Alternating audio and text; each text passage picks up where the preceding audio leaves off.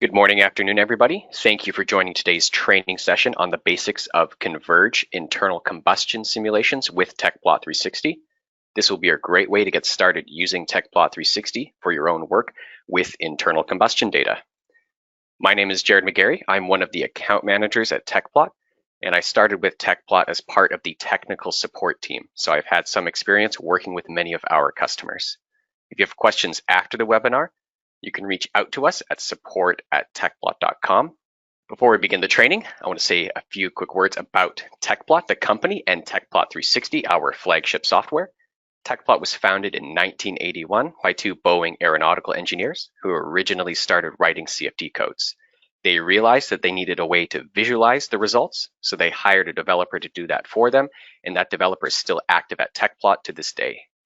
That was almost 40 years ago, and we are still going strong with over 47,000 customers worldwide and in multiple industries and disciplines.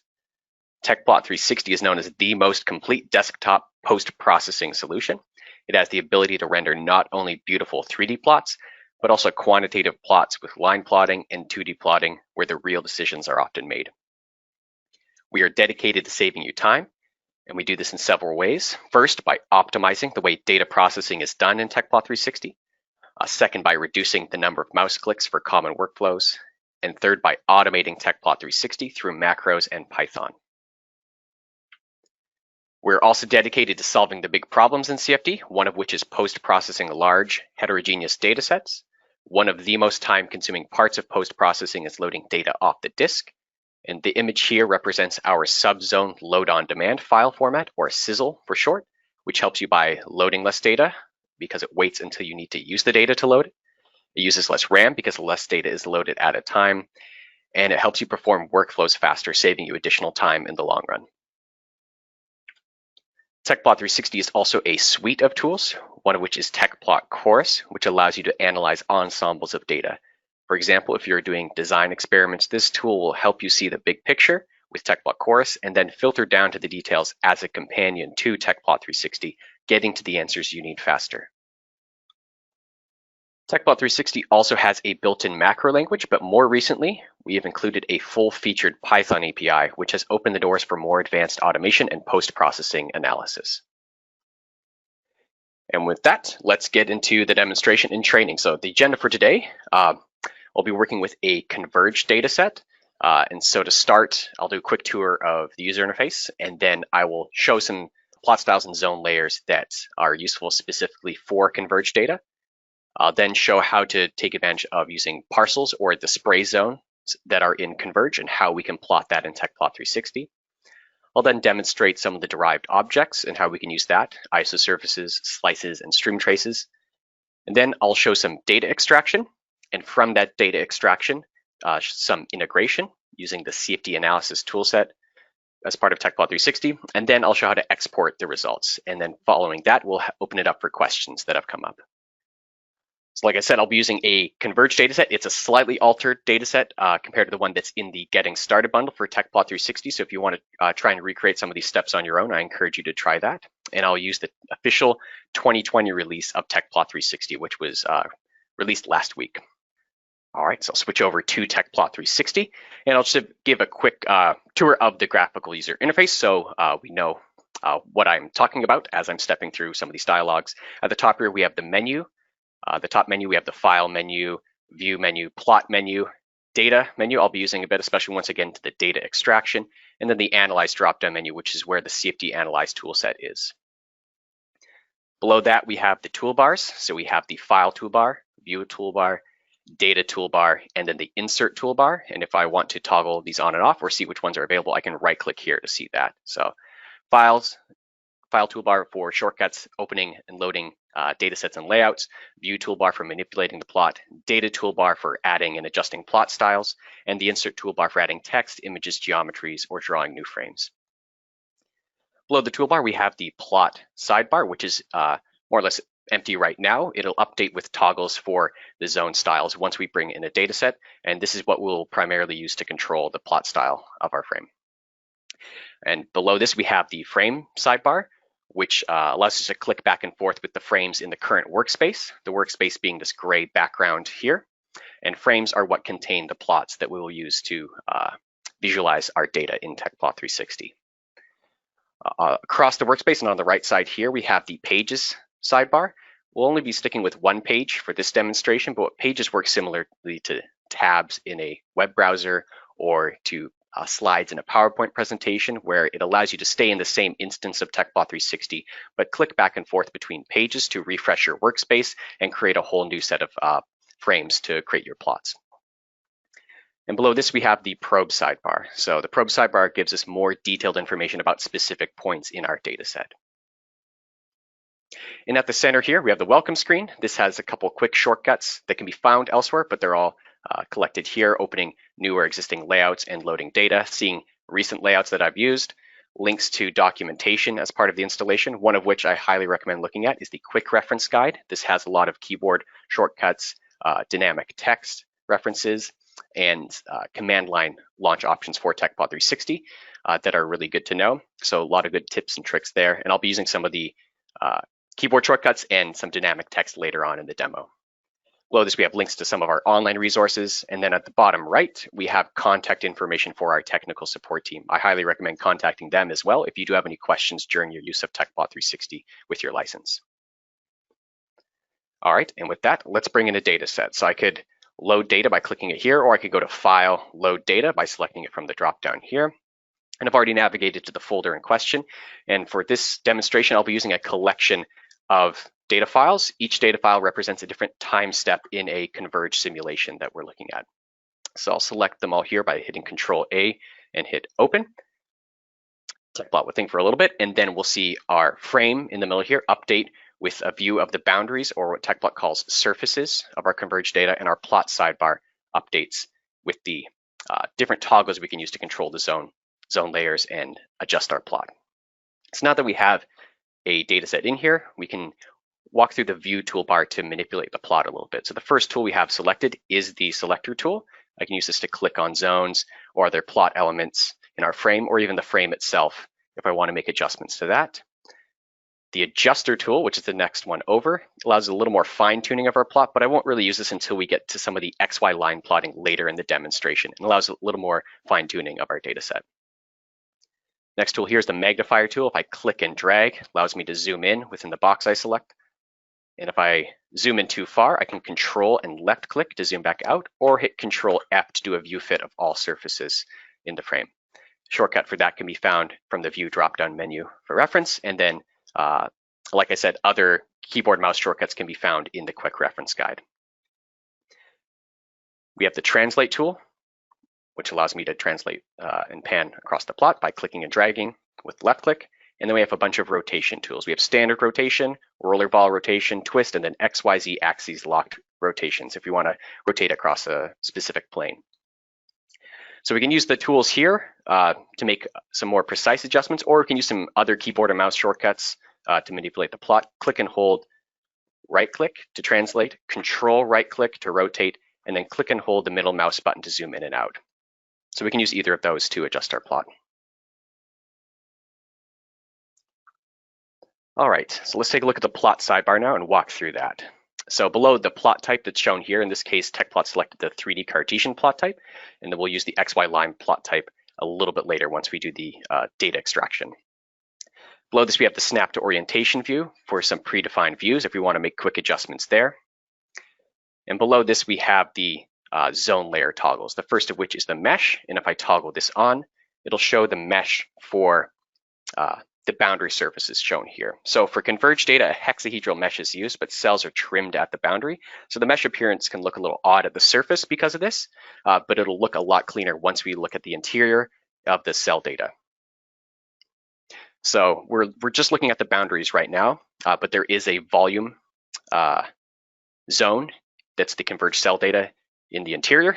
That's a little hidden right now, but one thing that indicates that we do have that is this orange bounding box that Tecplot draws to indicate that there is a volume zone available here. So if we're a little sick of the orange bounding box, what we can do is we can go to Options and toggle up Show Bounding Boxes. And that way we're just looking at the boundaries and then the other plot styles once we start drawing some elements in the volume itself. Now, if I want to make adjustments to the zones or do some fine tuning of the mesh, I can double click the zone in question, and then the zone style dialog will get created here. I can click and drag to expand it a little bit because I've got so many zones that might be useful. I could also open it up by just clicking the zone style dialog button here. And then as I'm double clicking the zones here, they'll get highlighted in the zone style dialog with the corresponding zone. So if I wanted to, I can make adjustments to the mesh color. I could change the line pattern used for the mesh, and I could change it zone by zone, but I can also do that by right-clicking the zone itself in the plot and using the right-click context menu, maybe toggling off the mesh zone by zone or making adjustments to that if I want. So there's a lot of flexibility in using the zone style dialog with the right-click context menu. It depends on which is more suitable for your workflow. All right, so I'll be clicking back and forth between that, but the next toggle down is the contour. So I'll toggle off the mesh for now so we can see it a little more clearly. But if I toggle on the contour, Tecplot picks the next variable in our data set to see what, or it picks the next variable in our data set as a contour to plot here. So if we want to get a little more info about what is actually in our data set, let's go up to the dataset information dialog here and take a look at this. So the dataset information dialog gives a breakdown of the zones in our dataset on the left and the variables on the right. So the contour variable selected here was the mass, which is the next variable down from our XYZ space variables. So the zones on the left, we can see the list of them here, and then at the bottom we have more information about the zone that has been selected. So we can see the zone type, the points, elements, and faces, and then we have these additional attributes that are specific to a data set of this type, which is a transient data set, which means we're looking at a simulation over time. And so because of that, Tecplot has assigned Tecplot is looking at the assigned solution time and time strand for each zone. So the solution time determines the sequence that Tecplot will animate in, and the time strand is assigned to the same zones or parts over time. So for each time step, we have the same or similar parts over time. We have the converged cell data, which is going to be the meat of the information that we want to get out of this data set. And then we have a collection of boundary zones. So as I step through here, solution time remains the same, but the time strand will update indicating the different part until I get to the next converged cell data in the list. Then the time strand updates, pairing it with the previous converged cell data, and then the solution time will change to the next time step. So as I step through here, we have a lot of those same zones, but eventually we'll have this new zone added that's called the spray zone. And so this is unique to the other zones in that it has variables specific to it, and we'll want to use those variables when we're creating plot styles in order to actually get information about the spray zone. So looking over at the variable list on the right, as we get down to variable number 20, we have these DP variables, and these are the variables that are specific to the spray zone. So as I have the spray zone selected and I click other variables in this list, we get information about the variable selected, and some of these will say passive, which means that we actually don't have any variable information for the zone for that variable. But as I step through here, these DP variables will say not loaded, which means that we haven't created any plot styles that demands bringing in that variable for the zone. But as we draw more, or as we add those plot styles and reference these variables will be loaded and be updated with more information. So some of these we do have information from, at least the range.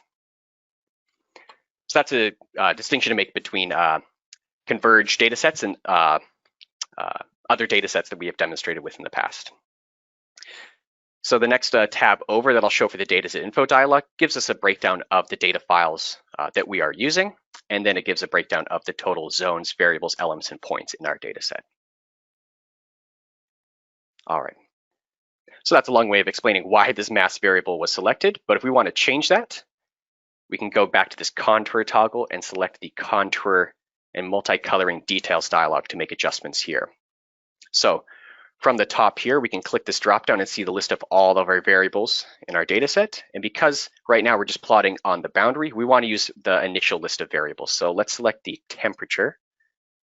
And if we want to redefine the levels, I could do it one by entering them here, or I could click set levels and redefine it based on a specified minimum, maximum, and distribution. So I could say from 400 to 1900 over 21 levels, and I select OK. And we'll see our contour legend update with some of those levels as well. And if I want to, I can make adjustments to the color map that I'm currently using by adjusting it here, or use an entirely different color map altogether. So I can click this drop down. And let's say I want to use a sequential color map to indicate, or to better indicate the increase in temperature, especially as I animate through time. So a lot of other options for adjusting the contour. We could change the distribution method. Continuous gives us a more smooth and sometimes aesthetically pleasing color map and contour, but banded gives us a better indication between the different contour levels. So I'll keep it with banded for now. So there's a lot of flexibility in getting the exact contour that you want for your plot. So I won't get into too much detail on that, but one last thing I will explain is the Contour Legend tab, which I can also open by double-clicking the contour legend itself in the frame. And when it'll bring up the legend for the specific contour group we're using, in this case, just the first contour group. And a lot of adjustments we can make here if we want to make the legend a little bit cleaner or make it exactly the way we want. But in this case, I'll just toggle on resize automatically, which will size down the legend, which is really useful if you have a lot of contour levels added in particular, and this makes up, cleans up a little bit of room in the frame. All right, going back to the plot sidebar, the next toggle down is the shade. And so this was something that was toggled on already, and this just shows the boundaries and plots those. So it doesn't give us too much information about our dataset other than the shape of the boundaries. So in this case, we could just keep that toggled off and use the contour instead to see the appearance of the boundary. Next toggle down is the vector, which uses the vector variables in our dataset to plot vectors along surfaces of zones that we're looking at here. We could plot them along the boundaries or surfaces, but we're more interested in what's going on inside our dataset or in the Converge cell data. So I'll save using vectors for when we get into the derived objects and actually look at the 3D volume. So I'll hold off on that for now. Next toggle down is the edge, which shows the edge lines of some of our zones. In this case, it might be more of an aesthetic choice if you want to keep that or leave it. In this case, I'll toggle it off for now, but it can be a nice addition to your plot if you want. The next toggle down is the scatter zone layer. And this shows the location of the nodes for all of our visible zones in our current data set. So before I toggle this on, I actually want to make some adjustments in the zone style dialog. So I'll go to the scatter tab in order to do that, because I'm not necessarily interested in the node location for all of our boundaries or all of our cell data, but there is that zone that I referenced earlier that is the spray zone.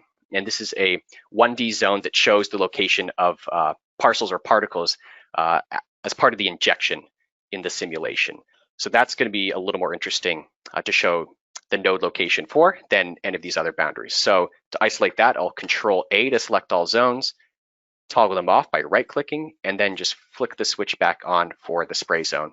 And then when I toggle on scatter, we still won't see any of the scatter points for that. And that's because the spray zone doesn't come into the simulation until partway through. So there's this time step or the solution time number tagged at the front of the zone to indicate when it first appears. The rest of the zones appear at the beginning or near the beginning of the simulation, whereas the spray zone is partway through. So what I can do is step through here by using the animate tool here. And as I step through, we can see the mesh moving. And as I get closer and closer to that time step, we will then see the scatter points, or at least a little bit of them poking through the boundaries there. So it's a little difficult to see them right now because the boundaries are obscuring our view inside where a lot of the spray zone is. So, or where all of the spray zone is rather. So what I can do for that is toggle on translucency for the zone by using this toggle here. And that way we can see the scatter points. It looks a little cluttered because the default shape that is used is square. So maybe I want to change that to a different shape. We have a lot of other 2D or even 3D symbols we can use, but in this case, let's use points so it takes less time to draw and also makes it a little more clear to see. So if we wanted to, especially for our final export, we might want to use a 3D or 2D shape. I recommend using points while you're still manipulating the plot so the Tecplot doesn't have to draw as long. But if you want a really slick looking animation or export image, you can use one of the 3D options or 2D options to make something really good with that. For now, I'll stick with points just to make it a little more smooth. One thing we can also do is change the coloring of the scatter points. If I right click here, I can change to one of the other colors in the color chooser palette. But we can also select from this bar at the bottom and use one of the existing contour groups in our in our frame to show perhaps a variable value for the spray zone and the scatter points there. So rather than using the first contour group that I had defined, well, if I do select that, it's just going to be one color, and that's because the temperature variable that I've selected for the first contour group is for the boundaries and the converged cell data. So I have to use one of those DP variables that I talked about earlier for the spray zone, because that's where the information is actually saved for the spray zone. So for that, let's select a second contour group, and I'm going to close this for now, and we get a new contour legend that appears here that shows the next variable picked down the list for that second contour group. In this case, it still isn't the one we want, so let's double click this to get the legend tab for the second contour group and go back to levels and color. And rather than using these initial variables, let's use one of the DP variables. So let's use DP temp, and then let's change the color map to modified rainbow, dark ends, to make it stand out a little bit as we step through. So it still looks a little similar color, but as I step through the animation and as the combustion occurs, we see the temperature change in the spray. So it's important to keep track of which variables apply to which zone for data sets of this type. And using the scatter layer is a great way to show that for spray zones.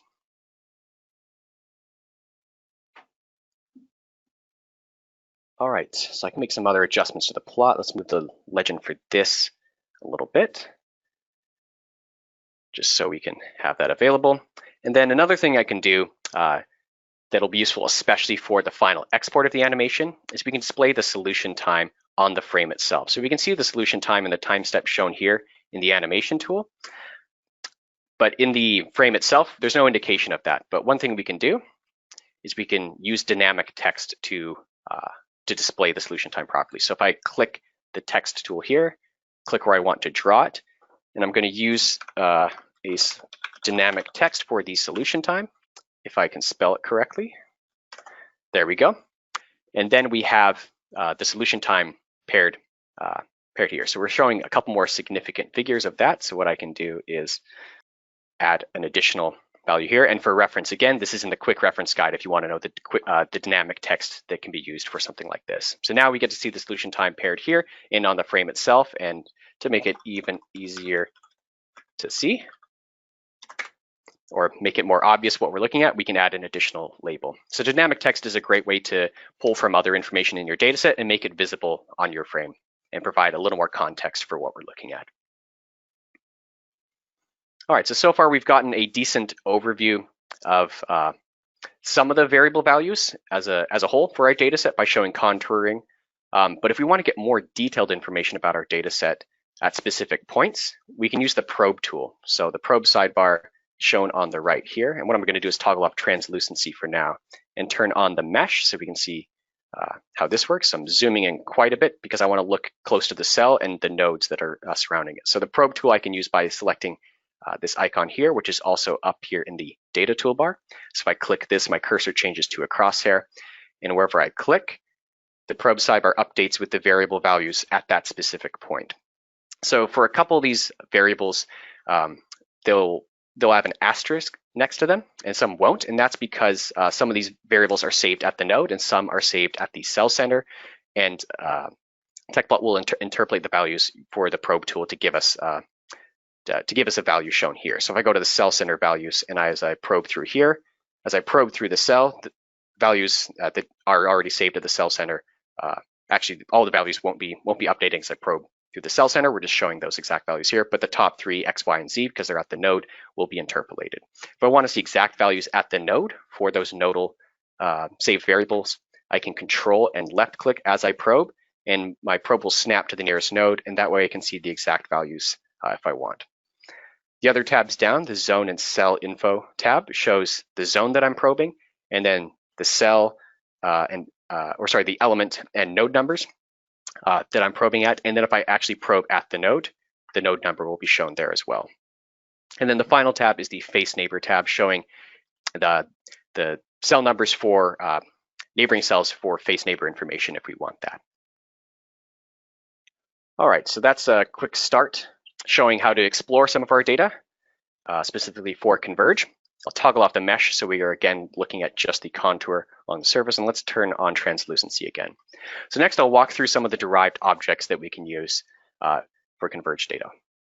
So the first one that we can use is the Isosurfaces tool. If I click this details button, it opens up the Isosurface details, and this allows me to draw a surface or a shell at a specific variable value that's defined by our existing contour groups. So for example, I could use this temperature contour group that I've already defined to draw an isosurface and to show the value not just at the boundaries and surfaces, but in the converged cell data. So this is step one of getting some more information about what's happening in the volume.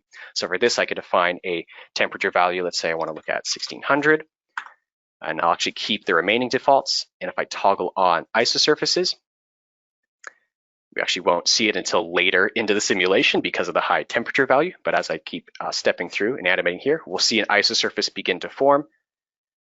And as I continue to step through and the mesh moves and expands, we'll see the isosurface grow with it, showing where the temperature is at 1600 for the animation and for the simulation. So isosurfaces are a great way to show at specific points. If I wanted to, I could draw at multiple different values for that contour group by selecting the 1, 2, or 3 specified values. I could even draw at all contour group levels if I wanted to. I can get a little taxing if you have a lot of contour levels, so I'm not going to do it in this case, but it is an option available to you. And if I want to make adjustments to the style used, maybe I don't even want to show the temperature or show a contour on the isosurface, I just want to show where the temperature is at that point, I can make adjustments there. And I can use translucency to toggle this on here to make adjustments specifically for the derived object. So the translucency toggle here is for the zones that already exist. For derived objects, it's specific to each of the tools, and you have to go into the details dialog for that. So I'll actually go back to showing contour because that looks a little bit cooler. All right, so the next derived object down is the slice tool. If I click this slice placement tool, which can also be found up in the data toolbar, and click and draw here, I'll actually toggle off isosurfaces so we can see a little bit better. Now the slice tool is showing the temperature value at the position we've defined. So it's not limited to just one temperature value like the isosurfaces I created was. We get to see the whole temperature range. So the trouble with this right now is we do have translucency, so we can see a little bit, but some of the other boundaries and surfaces are a little in the way. So I could clear them away by right-clicking and just hiding them all together, or I can use this capability called value blanking to cut away a portion of the plot so we can see a little bit more clearly. So for that, I'll go to Plot, Blanking, Value Blanking, and here I can set up the criteria for my first constraint for my value blanking. And what I want to do is I want to blank where x is greater than 0. So this midway point here, and I'll toggle this constraint on active, and I'll toggle on value blanking on altogether. And that way, everything where x is greater than 0 gets blanked or removed from the plot. And this way we can see much more clearly inside our data set and see the converged cell data. And now as I step through here, we can see the slice updating as we step through time, showing the temperature throughout the simulation. So slices are a great way to get a lot more information about what's happening in the volume of our data set. If I want to control the slice a little more, make adjustments, I can double click here. Double click the slice to open up the slice details dialog where I can change the slice location if I want. I could do X, Y, and Z planes, or arbitrary slicing, which I'll show in just a moment, which allows us a little more flexibility in the orientation of the slice. I could do multiple slices along the same plane or direction if I want to do that. I can change which direction or where I'm slicing through. If I want to slice along a surface or through the volume, I can change that. And then what I can also do is adjust the contour that's used. If I want to use a different contour group, toggle on translucency for the slice if we want to do that. And then this tab here, vector, allows me to plot vectors along the slice to show the velocity information of the converged cell data. So for that, if I toggle on show vectors, I'm prompted to provide the vector variables that we want to use. And in this case, Tecplot's done a great job of selecting them. I could select from any of the variables in my list, but these UVW variables are exactly what I want. So I'll select OK. And now if I zoom in, I can see the vectors at least a little bit showing the flow characteristics in our simulation. If I want to make some adjustments to the vectors, I can click this vector details button, which can also be selected from the toggle here or from the plot vector dropdown. And here I can redefine the vector variables if I want, or I can redefine the vector length. So if I select uniform, it allows me to see it a little more, see some of them a little more clearly, and maybe I want to increase the size of the vectors as well.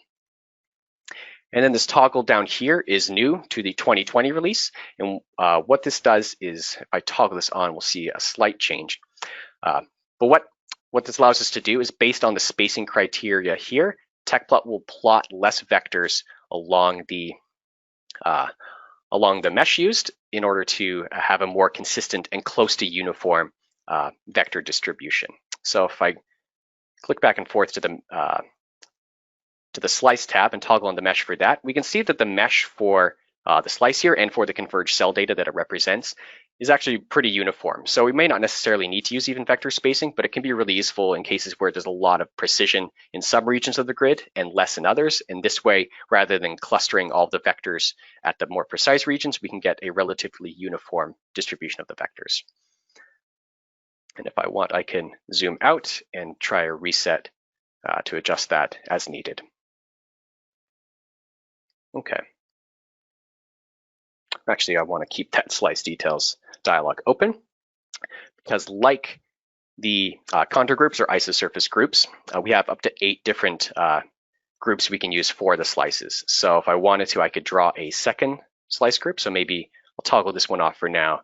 And if I create a second slice group, one of the options for drawing slices that I alluded to earlier was the arbitrary slice. So if I use the slice placement tool, press X, Y, or Z on my keyboard, it updates the orientation of the slice. And if I press A, it changes to an arbitrary slice, where we get some additional manipulation options in the details dialog, and we get this tool to adjust the arbitrary slice orientation or position. So one thing I could do is, because it's a little tricky to adjust here, I'm going to rotate under so we can see through the exhaust port. So maybe I want to draw a slice through the exhaust port to get a little more information about what's happening there, rather than just in the main body of the converged cell data. So one way we can adjust that is using this 3-point placement tool. So I'm actually going to keep rotating so I can get a good look here.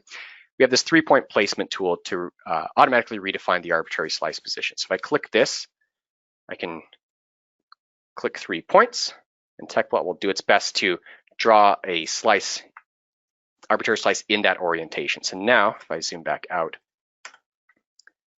and make some quick adjustments here, and if I move the slice up a little bit, now we have a slice showing just the behavior of the temperature through the exhaust port. So that can be really useful, and I'll actually use this later on when I do some data extraction and integration, but it's good to get that set up initially. And now that I have it positioned where I want, I can toggle on that first slice group so that I have both visible, and then maybe the second slice group, instead of showing the contour, I want to show the mesh just to indicate where I've placed that slice and keep it distinct from the first group. There we go. All right, the last derived object that I can show is the Streamtrace tool. So if I click the Streamtrace placement tool, what this allows me to do is, if I click on the plot, it will draw a single stream trace at that one point that I've selected here. Or if I click and drag, it will create a rake of stream traces, the default of which is 10. And if I want to make any changes to that, I can click this stream trace details dialog to change that. So we've already had selected volume line stream traces. If we wanted to draw them along a surface, we could do that as well, but we're more interested in what's happening in the volume. And the first of the volume line stream traces is, the first of the volume stream traces is the line, which is just this 1D stream trace indicating the flow through here. We can also use a volume ribbon, which is a 2D stream trace, or a volume rod, which is a 3D stream trace. So if you can zoom in a little bit, we can see we have a 3-point rod and then a 2-point ribbon for that. So the ribbon and rod stream traces can be useful for indicating the twist and flow if we do have any. And as we, so the flow looks pretty clean near the final time step, but if I reset my simulation and watch it step through time, we're going to get a lot of swirling around with the stream traces as the exhaust ports are shut, and when they open up, then we'll get the flow showing here. So we got a lot of different zone layers and derived objects to provide more information about what's going on throughout the animation in our data set. So So the last few toggles in the plot sidebar are the effects toggles. So I've already showed translucency, which is for the zones. Again, if I want to control it for the slices or isosurfaces or streamtraces, the derived objects, I do need to go into the details dialog for those and toggle on translucency for that to adjust it as needed. I can also right-click the zones themselves to turn on and off translucency zone by zone if I want to do that, or even from the zone style dialog in the effects tab if I want to do that. And then the lighting tab allows us to turn on and off lighting or change the light source and change other attributes of the lighting as needed. All right, so that's a quick walkthrough of how to explore our dataset and set up the plot style, at least initially, the way we want. So now let's get into some more of the data analysis we can do with Tecplot 360. So the first one I'll show briefly, but I won't actually do any calculations with, is the Data Alter Specify Equations tool. And this can be really useful for calculating new variables or even redefining existing variables in our data set. So we can set up the equation here to calculate a new variable. We can alter it zone by zone if we want. We can change the data type that we're outputting as, or we can change the variable location if we want. And so this is a great way to especially for variables where we want to do a unit conversion, or if there's a variable that we didn't have in our incoming data set and we want to calculate it based on our own equation, we can bring in our existing equations that we've already set up or save ones that we use over and over again in Tecplot 360, and that way you can calculate the information that you need within Tecplot 360. So I'm not going to demonstrate a specific variable calculation for that because next I want to show some data extraction.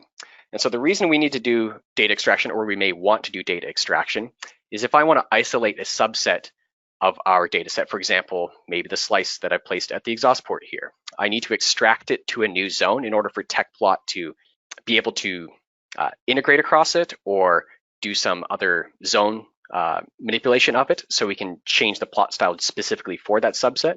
But really it's useful for isolating a specific region of our data set for deeper analysis like integration. And that's what I plan to do for this. So what I want to do is extract just the slice closest to me at this exhaust port. So I'm just looking at this one. So if I want to do that, I can add an additional constraint of value blanking to remove the exhaust port shown here. So I'll go back to plot, blanking, value blanking, and I'll go to the second constraint group, and I want to constrain Y when it's less than 0. And that'll remove that exhaust port, and I'm just looking at this one now. So that's step one, is to use what we want to isolate to the specific subset of our data set. Next thing we can do is open up the slice details dialog and make sure I'm on the correct slice group. So I don't want to extract the interior here. I just want to extract this second slice group. And for that, we have this button for extract slices at the bottom. And if I click this, it'll have the slice group selected here, which is great. We can extract over all solution times or just one time step if we want, and we can create a new zone for each slice or each connected region. I'll keep all the defaults in this case and hit extract. And now Tecplot will go through each time step, and it's extracting a new slice zone for each of those time steps. Once it completes, we are notified of it, and we'll get these scatter points shown for that new slice zone, which we can adjust if we go to the zone style dialog here. So if I wanted to, I could toggle off scatter points for this new collection of arbitrary slice zones at the exhaust port. So one toggle to keep in mind as we're doing the extraction is this obey source zone blanking toggle, which is on by default, which means the slices will obey the blanking criteria that I've provided to it with the value blanking. So it's good to keep that in mind as we're or before we're doing any extraction, if the slices that we've placed are actually obeying any blanking criteria, if we want that taken into account. All right, so that's step one to extract our slice. Now we have a new collection of zones. And from this, we can perform a integration on that. So let's say this slice here, I want to know what the mass flow rate is through this exhaust port. And now that I have a slice zone just for this specific subregion, I can do that very easily. So I can go to Analyze, Perform Integration. And we have a lot of different integration types, but I'm interested in this mass flow rate integration. And for the domain of integration, I want to change that to time strands so I can integrate over time, which will give me a plot that shows the change of the mass flow rate over time. And then I can select from the time strands, which, as I explained at the beginning, are the assigned to the different parts or zones in our data set. And in this case, I just want to integrate over that new collection of slice zones. So this 24th time strand I'll select. We also have this toggle for exclude blanked regions, which is important to know about if you do have value blanking and you want that taken into account for your integration. In this case, it's not necessarily needed because the extracted slice already took the blanking criteria into account, but it is good to be aware of that if you do use blanking for other types of integration. Now, before I integrate, I want to make sure I've defined other properties in my data set to make sure the integration is going to be correct. So I'll go to Analyze Fluid Properties, and I now want to change the gas constant to 287. I'll keep all the other defaults here. And I also want to go to field variables and make sure that these selected convective variables are identified as the velocity. And I know that I have pressure and temperature in my data set as well. So I'll select that from the list here just for good measure. And now back to the integration tab, I'll toggle off tabulated results. So instead of showing the number, I want to plot the results, and this will create a XY line plot showing the mass flow rate over time. If I click integrate, we'll get a notification that the integration was successful. And then we get this line plot showing where obviously the mass flow rate unchanged for most of the simulation until we see that exhaust port opened up and the mass flow rate jump up from there.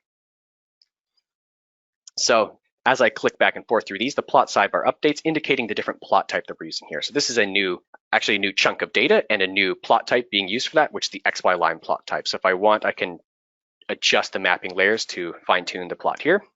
If I want to change the lines, I can double click on the line to open up the mapping style dialog, which looks similar to the zone style dialog that we've used in the other plot type, but it's a little different. It references the zones, but allows us to create new line mappings based on the zones in the data set that we're using. So if I go to the lines tab, I can make adjustments to this line mapping that was automatically created for me. I can change the line color if I want. I can change the line thickness to make it a little more visible, maybe even change the line pattern if I want. If I hit close here, as I click back to the 3D plot type and hit play, we have this black bar that will track along the XY line plot type, indicating the solution time that we're at in the 3D frame and pairing it to show what the mass flow rate would be at that point. So these frames are automatically linked together as part of the integration. I can make some other adjustments to the line plot to clean it up a little bit. Maybe I want to use this adjuster tool to click and drag the mass flow rate title off a little bit. There we go. So it's not butting up against the numbers there. If I want to, I can double click the axis line here to bring up the axis details dialog where I can make a lot of different adjustments, but one that I may want to use is toggling on these minor grid lines for the X and Y axis directions, just to give us better indication of where the mass flow rate matches up at this point in time. And then if I want to, I can move this line plot from obscuring the contour legend in the 3D view, but now I have obscured the actual boundaries of the Converge simulation. So for that, I could go to Frame, Edit Active Frame, and just toggle off the background. Whoops, not for this one. I want to make sure this frame is selected. That's one good thing to keep in mind, either with the frame sidebar or whichever frame you have selected. Toggle off the background for my XY line plot type, and that way I can see through it a little bit, especially with a moving mesh. As it adjusts, we can keep track of both parts of information. All right, so now if we're happy with the way our plot looks, let's export it so we can share it with our colleagues who may not be using Tecplot yet or use it for a presentation or report. So actually, I'm going to make one final change. Let's turn off the second constraint for value blanking now that the extraction has completed. And that way we get a full view of both exhaust ports, just for good measure. So the first export option is if I go to File, Export, and I can export an image, either vector or raster format for the plot that I've set up here. The default of which is to export all frames that are visible here, but I could also export frame by frame if I want to isolate certain plots that I've created, or I can export the whole work area, which is everything that covers this gray workspace, this gray background here. I can change the width or redefine the width for the export, and I can toggle on anti-aliasing if I want to make a clean and crisp export for my plot. So that's export option number one. The other export options that are available to us are the animation export option. So because this is a transient simulation, I can click this time animation details where we see a similar tool for adjusting the time animation as we're playing it back in Tecplot 360, but there's also this film strip icon where if I click, I am given the option to export the time animation to a video file in multiple different formats or a sequence of images if that's what we want. You can also redefine the region that I'm exporting, just like the image export, redefine the width, or use anti-aliasing if I want. So that can be really useful for transient animations of this type. So that's one animation export option. We can also go to the derived objects available to us and see the animation export options available to us there. Have to toggle on Isosurfaces for this film strip icon to appear, and we get a similar dialog shown here. So to see a breakdown of all of the animation export options available to us, we can click this Animate drop-down menu. And at the bottom here, we get this unique animation option available to the 3D Cartesian plot type, which is the keyframe animation. So if I click this, this allows me to append 3D views in my frame, and Tecplot stitches those together to create a 3D animation showing a change in position of our data set. So I'll click stop on that just to save on time. But the other useful thing to point about with the keyframe animation is if we go to this options dropdown, we can animate a keyframe or a position change animation with a time animation or with Streamtraces if we want to do that. So you can make a really cool looking animation of the work you've done in Tecplot to show the data that you've been analyzing and visualizing. All right, and that concludes what I have prepared for the demonstration today. So I will switch on over to look at some of the questions that have come up.